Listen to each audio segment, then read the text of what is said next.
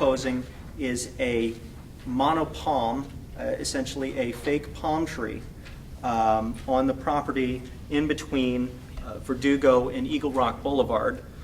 It would be approximately, 50 feet tall, and be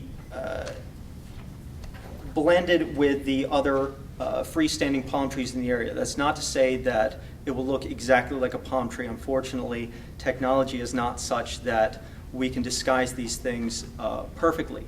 But what it's intended to do is to blend with the surroundings, to fool the eye, to essentially become part of the landscape.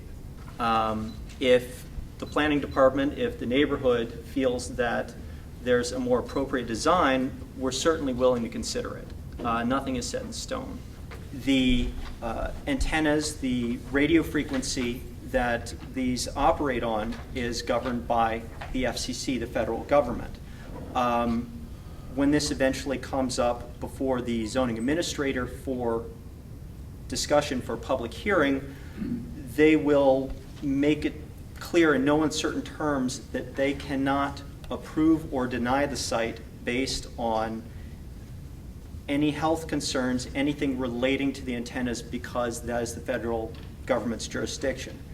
My concern is when you say to give better service for Glassell Park, what is it that you guys are finding that you guys are not providing service? Because as a T-Mobile customer, never had an issue, never had a complaint. There are areas, because of the topography, the hills, where they are not reaching, for one thing. For another thing, in peak usage hours, people aren't able to use their cell phones even though they have full bar strength. Placement in an area outside of residential zone, the distance is such that it's almost negligible. Basically, if we were not placing in the industrial strip along there, the other solution would be to place on utility poles in a residential neighborhood, and then actually go through Bureau of Engineering, and it wouldn't go before Improvement Board, it wouldn't go before Neighborhood Council, it wouldn't go before a zoning administrator. And even then, it's not a health concern. It's actually a big concern for me because we're not commercial. It's only one little strip, which is one street, is commercial.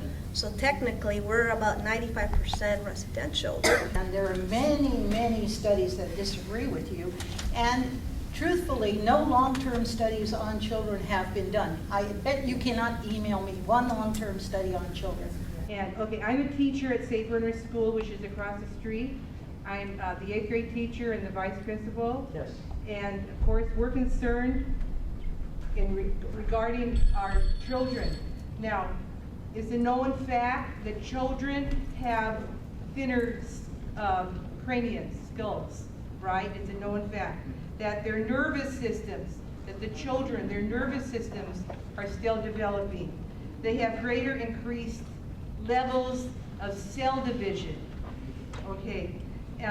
Their immune system is less robust. We do not feel it's safe. We are opposed to this for the safety of our children. And we do not know long-term results.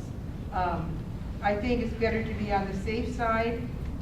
Why should we risk our children?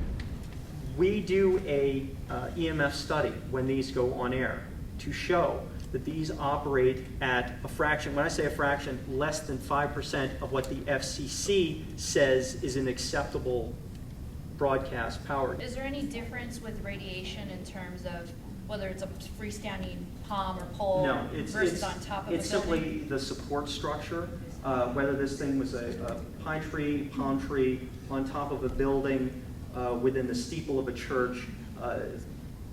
It's just simply what's there to conceal the antennas and support. We're talking about people and children. That's our concern. The property is not. So I want you to know that we will oppose this vigorously.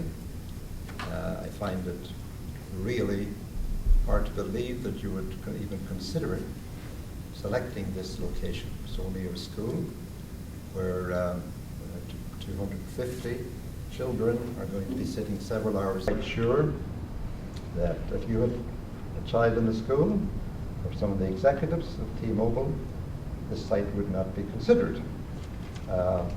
Our children are important to us, and we will fight for their health. Is that there are many parents who are concerned about the health hazard. And in fact, they decide they don't want to send their children to school because of the perceived danger. In which case, the enrollment at the school is going to decline. Is T-Mobile aware that I think that's a case that they're going to be liable for the damage they do to the enrollment in the school? So basically, are we at the point where placement hasn't been approved, we're still set up for public hearing, and our remedy is to contest all of this, wherein the placement may not be approved. And that's where we take all our literature, all our research, everything of that nature. Are in discussions here. There's nothing that has been ruled out. Nothing is set in stone. We are not on the calendar yet for the zoning administrator. So if there is constructive input, we'd love to hear it. If there's information that you need, if there's questions that are unanswered, if there's things you want to know more about, this is the time. I've seen that it usually boils down to really the only thing that the community is going to get is say about the aesthetics. That seems to be the only jurisdiction the city ends up having. And the question is, what kind of funding might there be made available for, say, maybe some more artistic antenna designs or possibly beautification of the actual site? But you're doing it, putting up one tower with, instead of versus 12 mini towers is a better deal for T-Mobile. It covers the area better, yeah. Basically, we're looking to cover the area, and this is the best option for covering the area. Along with that, Council District 13 has been working on a streetscape plan, which also we've been attending various community meetings.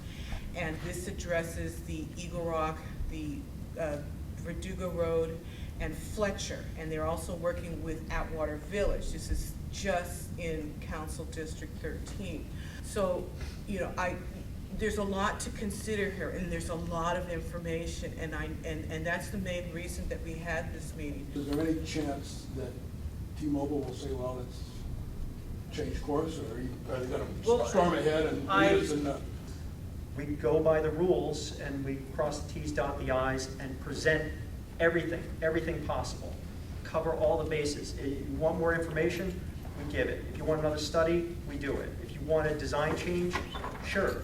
And so by the time we get to hearing, everything is pretty much covered.